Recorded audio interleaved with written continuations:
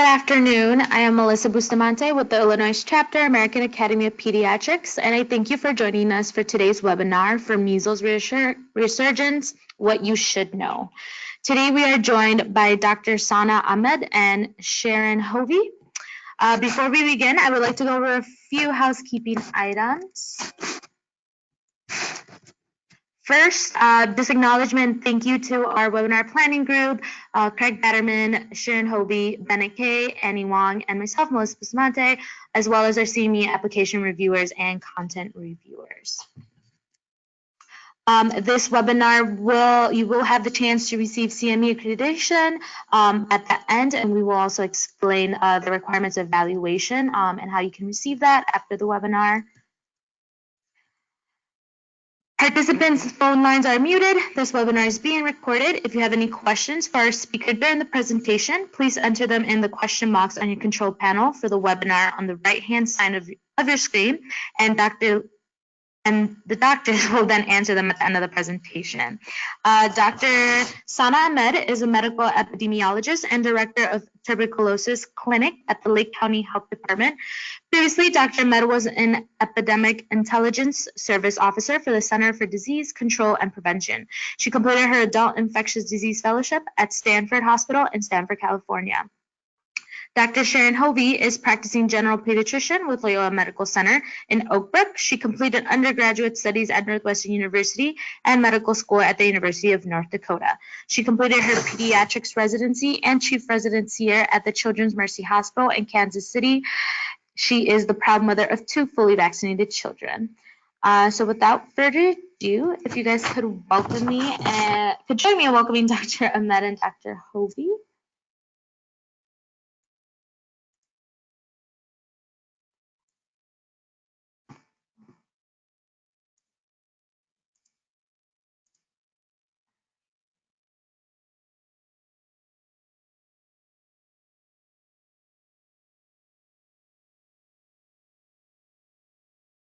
Dr. Hovey, if you want to start us. Okay, so I'm going to do the first part of the presentation here on measles resurgence, what you should know. Next slide, please. I have no financial disclosures or relationships to mention today. I'm not going to discuss any unapproved or investigative uses of anything at all in the presentation today. Thanks. Next slide. Okay, we are going to talk about the epidemiology of the recent measles outbreaks in the United States and Illinois specifically. And we're going to talk about measles itself, the clinical presentation and diagnostic approaches. And we're going to talk about public health measures for measles outbreaks and control of spread of the outbreaks. Ooh, this got zoomed in a little bit.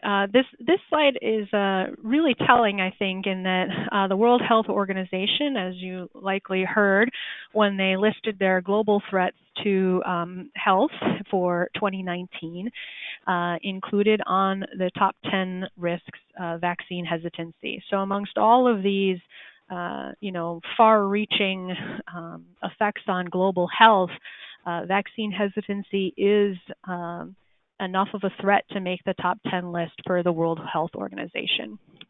Next slide. This shows the world measles incidence throughout all the countries. And as you can see, I think certainly there are places that we think of for being infectious disease hotbeds, but there's also quite a lot of very dark red in places that are easy access, a lot of visitors. When we're looking at Western Europe, for instance, India, the Philippines, all places where we have a lot of travel to and from for the United States as far as our sources of outbreaks. So next slide. This lists the measles cases in the United States, and as you can see, we were kind of doing okay, not very many per year, had a bigger outbreak in 2014, and then this has 2019 on the edge of the slide there with larger number of cases so far this year than we had in any previous year. And in fact, the most recent numbers have that number of cases in 2019 already up over 1,000. There it is. All right, good. So this as of May 17th was 880 cases, but that has surpassed 1,000 cases in the United States already this year. So next slide. This shows where the reported cases in the United States have been so far this year. So all the darker blue states have reported cases. The lighter blue states have not reported cases so far this year. So you can see Illinois is on that list, as are many, many states. Next slide. This lists some of the outbreaks, specific outbreaks. So the two big outbreaks in New York City and New York State, and then the outbreaks in Washington, Oregon, and Michigan and California. We've had scattered smaller numbers in Illinois, and we'll get into those in detail in the next slides here. So next slide. So why are we having outbreaks in the United States?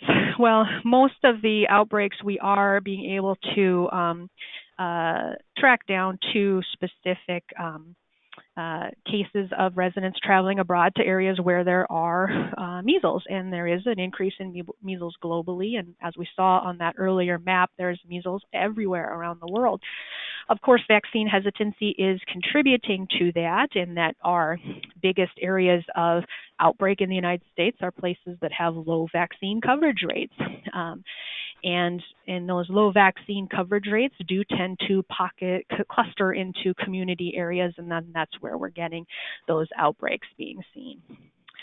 Next slide. So the Rockland County, New York outbreak that was mentioned on our list there was an international traveler who came back to Rockland County, which is where there's a large Orthodox Jewish community. In that community, there was 80% unvaccinated rate, and very few people had even one dose of MMR vaccine. The cases were spread throughout various age ranges, but mostly in the younger children's population. In Washington State, again, that there was a low vaccine coverage rate, only 78% for school-age children, and that is below the level needed for group coverage of for infectious diseases, for measles. In Washington State, the vast majority of the patients were school-age children and younger, though some older teenagers and a few adults also developed measles in that outbreak. Next slide. So those outbreaks within the United States can then also spread to other places. So the outbreak in Michigan came from someone who was in New York City, where there were outbreaks going on, who went to Michigan to raise money for a community organization. And while that person was traveling from New York to Michigan, they started developing measles symptoms. So in Michigan, they were staying at people's homes. They went to multiple synagogues per day, big, huge events where they were trying to raise money for their organization. And so far, we have another 42 cases of measles coming from that. In this outbreak, there has been more adults that were infected. There were more adults in the crowd at the events that were participated in by that individual. Next slide.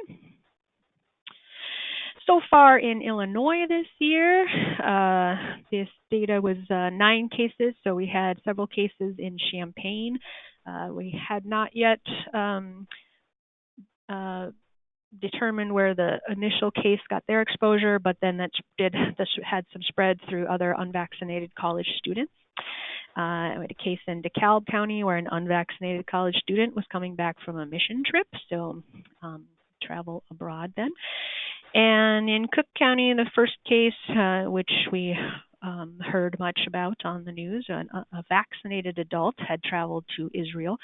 And when they came back, there were multiple exposures throughout all of Northeast Illinois. And the second one, someone came through O'Hare to a conference at the University of Illinois Chicago and then proceeded to develop measles symptoms. And when also exposure case reported in Kane County. So, next slide. All right, so let's talk a little bit about measles in and of itself. So here's a nice little picture of a miserable, sick-looking child with measles, and I think that's of note. So measles is an acute febrile rash viral illness, but kids are miserable. They're sick with this illness. It is transmitted by direct contact with infectious droplets. Those droplets can be airborne, and they are spread through breathing, coughing, sneezing, all of those usual methods of transmitting disease. Measles is actually one of the most contagious diseases around, and it's considered the most contagious of our vaccine-preventable diseases. So someone who hasn't been vaccinated individual who is in contact with someone who had measles has a 90% chance of developing measles themselves. And measles virus can remain infectious in the air for several hours after the person has been in a room. So that includes exam rooms. All right, next slide. So measles will take some time to develop symptoms of illness. So the incubation period is considered to be 10 to 14 days after exposure, with a range of 7 to 21 days. You first develop high fever, and then they love to say the 3 C's: cough, coryza, and conjunctivitis. Other than in discussing measles, I haven't heard anyone use the word coryza ever. So it just means runny nose. So cough, runny nose, and red eyes, along with a high fever. And that's before you start seeing those lovely measles rashes. You can also have some GI symptoms along with that too. So about 4 days before the rash even starts, the patient is contagious. So even though they don't have that measles rash, they're readily able to spread measles. So 4 days before the rash until 4 days after the rash is when we're at our most infectious period for the people who have measles. Next slide, please. So this is showing the Koplik spots, which are pathognomonic for measles. It means they come only in measles. The first picture is a little blurry there, but I really like the second picture on the right. It's the kind of flat, whitish, bluish tinge to them throughout the oral mucosa. You can find those Koplik spots. Next slide. So the rash, again, comes on several days after the start of symptoms. Usually starts on the face, the forehead, along the hairline as flat red spots, and then spreads out to the whole rest of the body. The spots can kind of coalesce into like larger red patches, and they will become bumpy on top of the flat red spots. After you get enough of the red spots, they get all over. So you can see on this, again, miserable looking patient, large areas of redness kind of together, and it looks, even on this picture, it looks very bumpy on top of the red flat spots. Next slide, please. So complications of measles. So measles is not a benign illness, as I think I've been trying to emphasize here. Children are very sick when they have measles. So 1 in 4 children with measles end up admitted to the hospital, mainly from dehydration and just overall illness symptoms. About 1 in 1,000 cases will develop an acute encephalitis, which can lead to permanent brain damage. And 1 to 2 per 1,000 children will actually die from measles itself, respiratory and neurologic complications. There's also a very frightening long-term complication of measles infection, and it's very rare. Only 1 per 1,000 cases of measles develop this subacute sclerosing panencephalitis, but this actually occurs years, a decade after measles infection, and it is basically the brain tissue dissolves, and there is no treatment there is some supportive care for a brief period, but behavioral, intellectual deterioration, seizures, and death. And we don't have any way to predict who will go on to develop this complication, and we don't know why some people go on to develop that. Next slide. Okay, so when do we think about measles? So most importantly, someone who has not been vaccinated against measles, and then especially anyone with recent international travel, and that is just really anywhere international travel or specific exposure to someone who traveled internationally within 21 days. So we're talking 3 weeks before your own patient got sick. And then, of course, anyone in those community areas where the measles outbreaks have been occurring in the large number outbreaks. Next slide. So what do you do if you're worried that someone you are seeing has measles? Well, most importantly is isolation. So the patient needs a mask. They need to be in an airborne isolation room if you have it, or at least a room with a closed door. And then that room is unusable the rest of the day. It needs to be cleaned thoroughly and not have anyone else into that room. The testing for measles, there's blood for serology, IgM, and then nasopharyngeal swabs for molecular testing, and that we're going to talk with the health department about for getting those things taken care of. We're going to talk about those just a little bit more further on in our talk today here too. And then we need to think about exposures, so family members, household contacts for the patient you are seeing. And you yourself and your staff should have evidence of immunity also, have had your vaccines and are all up to date on those also. Next slide. Okay, so these are some of those fun, busy slides about immunology things, but in unvaccinated individuals who are exposed to measles, the IgM will start showing up about 3 days, within 3 days of when the rash shows up. So if your patient is coming in and they've had this rash for a day or two, we should be able to find some IgM in their system. If they are really early into their symptoms, we might not have the IgM elevated just yet, but then the IgM will also continue to stay positive for about a month after the acute illness symptoms. So it's going to stay there. It will stay positive for a little while after they've been sick also. The PCR testing will be positive around when the rash shows up, and then will decline within a week or so after the illness. And again, if the rash hasn't come up yet, even the PCR might be falsely negative. Next slide.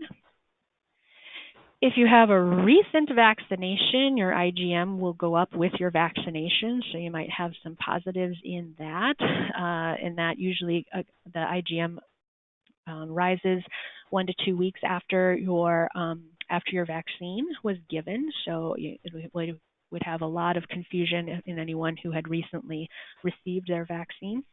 PCR also can be falsely positive from the vaccine because it is a live virus vaccine.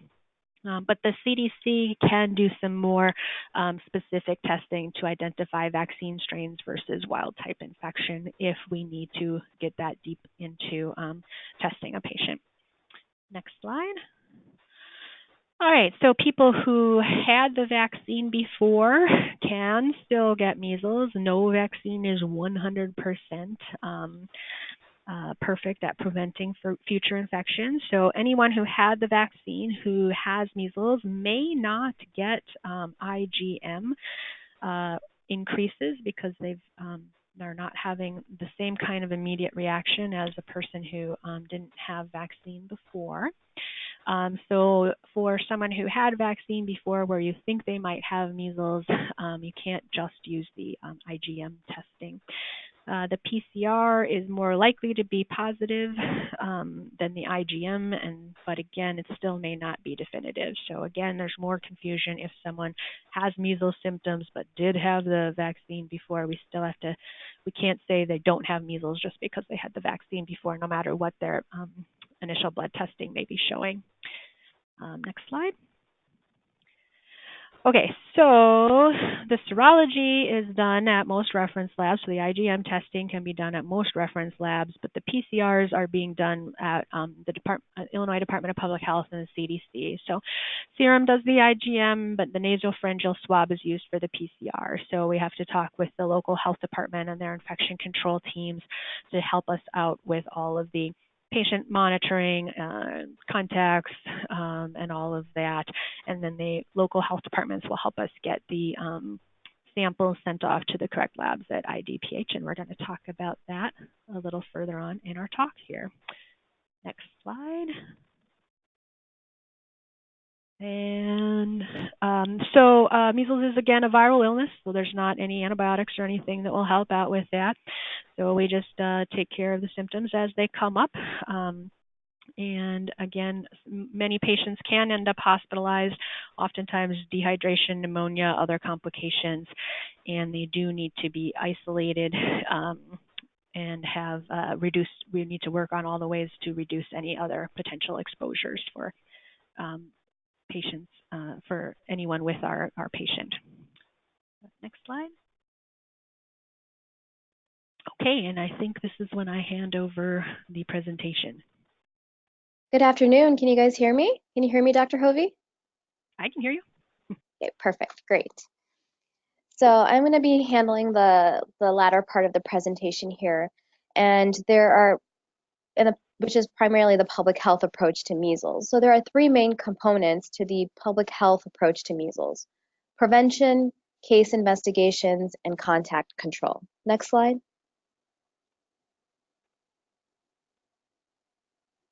Great. So patients infected with measles will present in clinics or hospital settings in which the most vulnerable individuals may also be present, such as infants, pregnant women, or immunocompromised individuals. Therefore, it is crucial for healthcare institutions to develop and implement strategies that will preemptively mitigate transmission. Strategies include ensuring that healthcare personnel have presumptive evidence of immunity by vaccination records or lab-confirmed immunity, rapidly identifying, masking, and isolating patients with known or suspected measles, minimizing potential exposure before arrival, such as having your call center or front desk ask about febrile rashes and providing instructions that bypass the waiting room, placing a masked patient in airborne isolation room or room with a closed door, as Dr. Hovey mentioned, healthcare workers donning an N95 mask, and limiting visitors to a hospitalized case. Next slide. So in terms of community prevention, the best strategy to prevent measles is to get vaccinated. Healthcare providers should review immunizations of all patients at all visits and make sure their patients are up to date. If not, patients should be counseled and vaccinated if there are no medical contraindications. Next slide. So the measles, mumps, rubella vaccine, MMR, is a live attenuated vaccine. One dose of the MMR vaccine will convey 93% protection, and 2 doses will convey 97% protection. The current recommendations by the Advisory Committee on Immunization Practices, ACIP, are that children should receive the first dose of MMR 12 through 15 months of age, and the second dose at 4 through 6 years of age. For adults born during or after 1957, they should receive 1 dose of MMR vaccine or have presumptive immunity, which is defined in the last bullet here, which is born before 1957, except in healthcare professionals, documentation of receipt of MMR, laboratory evidence of immunity or disease, and just importantly, remember that diagnosis of disease without lab confirmation is not evidence of immunity. And that is what presumptive immunity is. There are no recommendations at this time for adult catch-up of two-dose series for a person born before 1989, unless they are in the high-risk category. Adults at high risk are those who need 2 doses, which is listed in this bullet point, at least 28 days apart for presumptive immunity, and they include healthcare personnel, students at post-high school educational institutions, and international travelers. Next slide. There are specific recommendations for families traveling internationally, regardless of their destination. For infants 6 to 11 months of age, an early dose of MMR should be given. However, for infants that get a dose before their first birthday, the recommended schedule should still be followed, and the child should get another dose at 12 to 15 months and a final dose at 4 to 6 years old. For children 12 months of age or older, 2 doses of MMR vaccine should be given before travel at least 28 days apart. As mentioned in the previous slide, teenagers and adults who have no evidence of immunity against measles should get 2 doses of MMR separated by at least 28 days before travel. Next. This is a state map divided into counties showing the percentage of students vaccinated for the school year 2018 through 2019. The goal is to have schools with vaccination rates greater than 95% to assure herd immunity. The Illinois State Board of Education reports that 98.2% of students are vaccinated in the state of Illinois for the school year 2018 through 2019. Next slide. Overall, the Illinois State Board of Education reports that 9.2% of schools in Illinois had a vaccination rate of less than 95% for the school year 2018 through 2019. Specifically, in Lake County, about 11% of schools fell below the 95% vaccination rate goal for the school year. Next slide. So this is a pretty busy slide, and we'll walk through it step by step. The bar graph on the left demonstrates the percent of unvaccinated students by type of reason in Lake County for the 2018-2019 school year. The y-axis is the percent of unvaccinated, and the x-axis is the type of reason. You can see that of the students unvaccinated, more than half had religious objections. 25% of children were non-compliant and unprotected. 13% were on approved schedules on school files for completion of series. About 5% had medical reasons, and 2.4% the McKinney-Vento exemption. The McKinney-Vento exemption, just for note, is to facilitate new student enrollment for homeless individuals, even if their immunization records are missing or unavailable at the time of enrollment. On the right is the table that provides data for student immunization by school type. Majority of students are enrolled in public and private schools, with, as you can see on the third row, about 98% of these students being vaccinated. Early childhood, Montessori, and Waldorf schools have a 91% vaccination rate overall. We've identified 28 schools that have a less than 95% vaccination rate in Lake County. The Lake County Health Department is reaching out to all schools, and these 28 schools specifically, to assure that their data is up to date and to assist in improving student vaccinations. Please note that in this table, the students vaccinated or with religious exemptions do not include medical and McKinney-Vento exemptions, nor do they include non-compliance or scheduled vaccines. Next slide. As healthcare providers, we serve as the front line to start, continue, and maintain an ongoing conversation with parents regarding the importance of vaccination. There are several myths that may be brought up by parents. A myth that we've heard about is the vaccine causes autism. The results from the 1997 Andrew Wakefield study are still pervasive in the community, despite the study being discredited and that new studies disprove an association between vaccines and autism. If parents are concerned that an infant's body can't handle vaccines, it can be mentioned that infants have a lot of antibodies in their bodies and can take a lot of vaccines at one time. It's important to explain that the immune system can't truly be overwhelmed because the cells are constantly being replenished. Next slide. Parents may be concerned about the risk of vaccines or that they're harmful. Babies are exposed to bacteria and viruses every day that present a higher risk. In comparison, the risk from immunizations is negligible. Additionally, only trace amounts of chemicals are found in vaccine. Studies have shown low levels don't cause harm, especially formaldehyde, since our bodies naturally produce it. Finally, some parents state that natural immunity is better than vaccine acquired. It's important to emphasize that the danger of exposing babies to pathogens such as measles outweigh any type of benefit.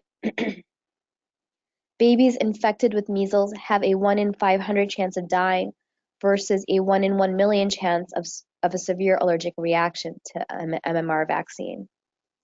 Next slide. We should be strong advocates for vaccines and work with our vaccine-hesitant parents. Some tips to assist in counseling parents include listening to parents and providing information in a non-confrontational manner, emphasizing the positives of vaccination rather than the negatives, discussing state laws for school entry and the reasons behind them, and gently helping to modify misconceptions. Majority of parents trust their healthcare providers and believe they are reliable sources of information. So we should feel empowered to assist in this decision-making process. Next slide. Primary prevention with the MMR vaccine is very important because the time, effort, and resources required to investigate each suspect and confirmed case is extensive. The last few slides discuss the steps that are involved with each suspect and confirmed case and what is reported to the local healthcare department. So at the local healthcare department level, we work with healthcare staff to confirm the diagnosis with appropriate testing, either serology or the PCR, as Dr. Hovey mentioned. Once measles is confirmed, we interview the case or parent or guardian to identify all areas of exposure during the infectious period and identify all potential contacts. And this can get quite complex because, as Dr. Hovey mentioned, the infection period lasts anywhere between 4 days before onset of rash and 4 days after.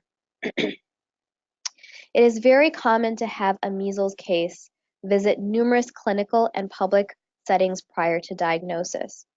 The risk of spread depends on the level of susceptibility of the exposed population and the level of the infectiousness of the case. Next slide, please.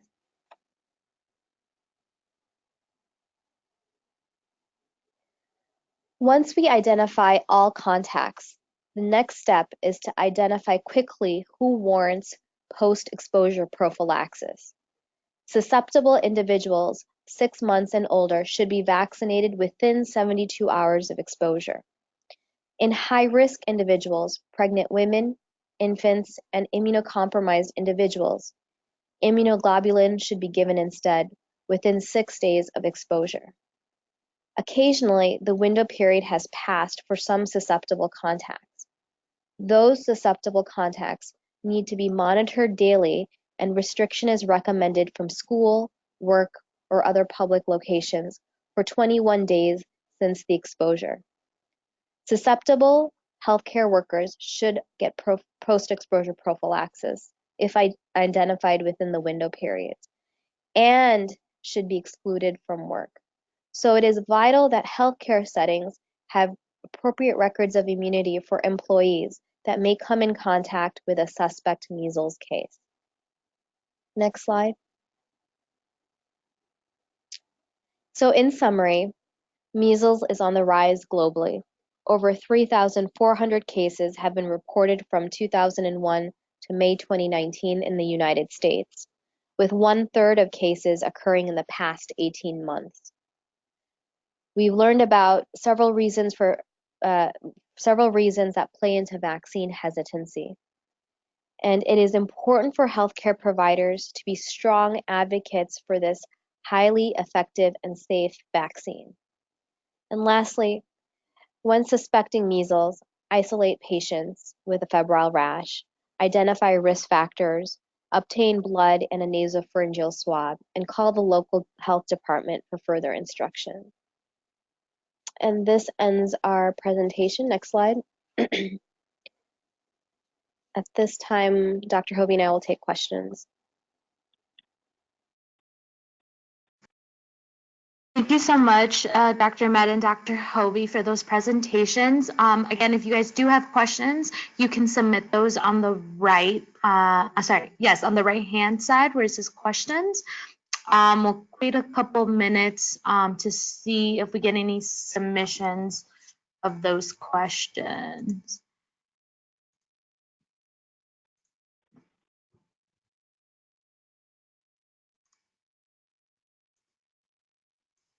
No questions. All right, so it looks like we have no questions right now. If you do have any, feel free to reach out to Dr. Ahmed or Dr. Hovey, or email us and we will connect you guys to them. Just quickly, we do have 2 more upcoming webinars. If you guys would like to attend those, they are still open for anyone to register. And what next? So by the end of business day tomorrow, you all will receive an email with the link to the recording of today's webinar, a PDF of the PowerPoint slides, and a link to the evaluation. You will have 2 weeks to complete this evaluation. After 2 weeks, the evaluation will be closed and you will no longer be allowed to fill out the evaluation or receive a certificate of attendance or continued education. Approximately 2 weeks after the evaluation is closed, you should receive your certificate. And again, thank you everyone, and especially Dr. Hovey and Ahmed for the excellent presentation today. We hope that many of you join us for our future webinars.